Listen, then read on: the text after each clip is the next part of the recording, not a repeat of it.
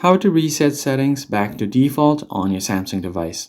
What is up everyone? In today's tutorial, we're going to look at a quick and easy way to disable and reset all of your settings back to normal. First thing you want to do is access your settings. Once you are on the settings option, scroll down until you find general management.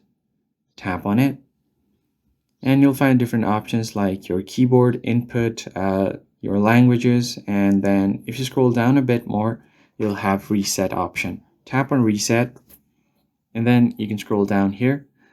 So if you want to reset some specific settings like your mobile network settings, you can do that. Or if you want to reset Wi-Fi and Bluetooth settings, you can do that as well. Or you can reset your accessibility settings.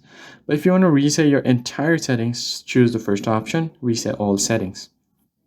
It's going to reset everything on your phone except your security settings, language settings, accounts, personal data, and settings for downloaded apps. Except these, all for, the other settings will be resetted. Now just tap on reset settings and you're going to have to provide your PIN. Then you should be good to go. That's how you basically reset all of your settings on your Android device. If you found the tutorial helpful, be sure to like the video down below, hit the subscribe button, and turn on the bell icon for more contents like this.